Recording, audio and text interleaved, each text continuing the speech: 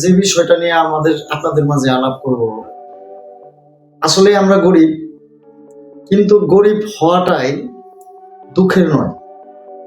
কেননা প্রত্যেকটা মানুষই জন্ম নেয়, জন্ম নেওয়ার পরে হয়তো অনেকেই জন্ম নেয় সোনার চামিচ মুখে দিয়ে, আবার অনেকেই জন্ম নেয় গরিবের ঘরে, দারিদ্র অসহায়ের ঘরে। কিন্তু দারিদ্র হয়ে জন্ম নেওয়া অপরাধ নয়। প্রত্যেকটা মানুষের বুঝতে হবে, জানতে হবে যে কেন আমি এই গরিবের ঘরে জন্ম নিলাম। এর পিছনে কিন্তু অবশ্যই কিছু কারণ থাকে। অনেক মানুষ আছে আমার মতো গরিব, মিসকিন। আমার নাম কিন্তু মিসকিন, সবাই মিসকিন বলেই আখ্যায়িত দিয়েছে।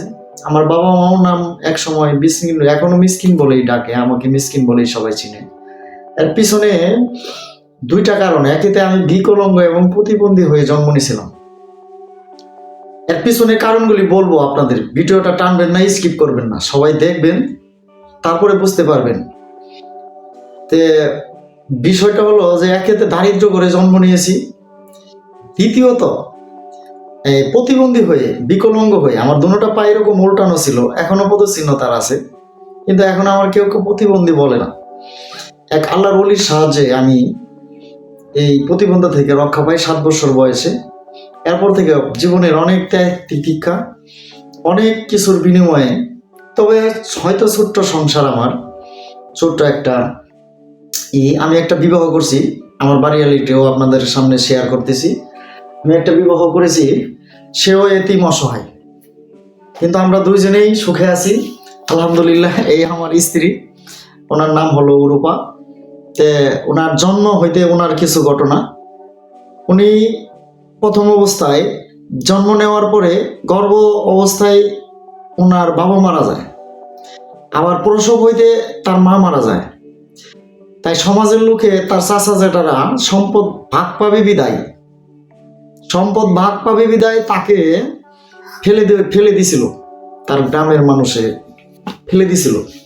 ফেলে দেওয়ার পরে দেখা গেছে কি, ওই শেষ পর্যায়ে দেখা গেছে যে অন্য এক গ্রামের মানুষ, রানীশিমল অঞ্চলের বাইডাঙ্গা শিরপদ্দি এলাকায়, তাকে এক বন্ধা বুড়ি বেটির মায়া লাগছিল, সেখান থেকে কুড়াই নিয়ে তারে বড় করছে। ছাগলের দুধ, আমাদের গ্রাম আঞ্চলিক ভাষায় ছাগলের দুধ বলা হয় আর কি, যেটা বকরির দুধ খাওয়ায় বড় করছে, অনেক মারি যায় এগুলা আর কি, খাওয়ায় বড় করছে। সে এরকম দুর্দর্শ এবং তার জীবন কাহিনী শুনে আমার আসলেই মনটা ছুঁয়ে গেছিল।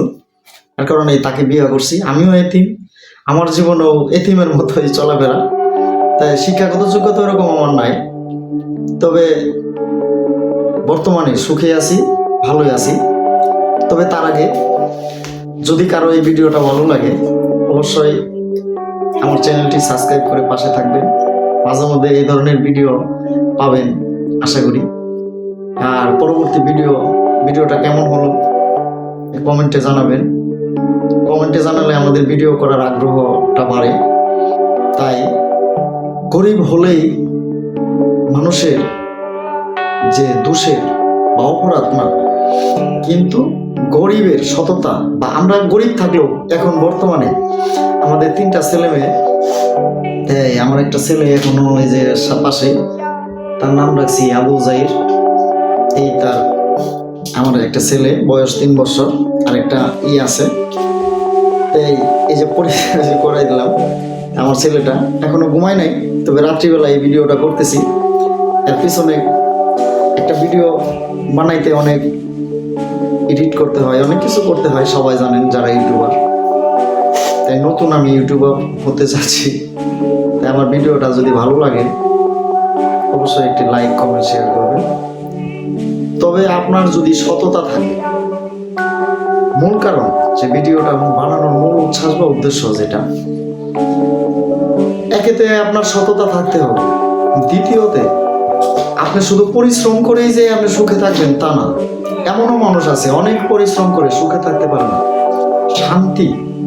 শান্তি ওই সময় আসে প্রেম, ভালোবাসা, মহব্বতের মাধ্যমে। আর তৃতীয় বিষয়টা হলো আপনার কিছু উপস্থিত বা কৌশলী বিদ্যা থাকতে হবে, যে বিদ্যাগুলির মাধ্যমে আপনি মানে বেশি পরিশ্রম করলে শুধু উপার্জন করা যায় তা না, কৌশলে অনেক উপার্জন করার সিস্টেম আছে, অনেক সিস্টেম আছে যেটা কৌশলে, যেটা শক্তি দিয়ে সম্ভব না। কিন্তু এই কৌশলগুলি যদি সবার মাঝে থাকে, আশা করি সবাই গরিব থাকলেও সুখে থাকবেন, শান্তিতে থাকবেন। তাই সবার সুস্বাস্থ্য কামনা করে, সবার ভালোবাসা জানি, সবাইকে আন্তরিক ভালোবাসা ও শুভেচ্ছা জানি আজকের মতো এখানেই ভিডিওটা শেষ করব। তবে পরবর্তী ভিডিও বানানোর জন্য আপনাদের উৎসাহ, আপনাদের কমেন্টে আমাকে বলবেন, জানাবেন পরবর্তী ভিডিওটা কেমন হলো। যদি ভালো লাগে অবশ্যই চ্যানেলটি সাবস্ক্রাইব করে পাশে থাকবেন। আজকের মতো এখানেই মন্তব্য করলাম। সবাই ভালো থাকবেন, সুস্থ থাকবেন। আল্লাহ হাফেজ।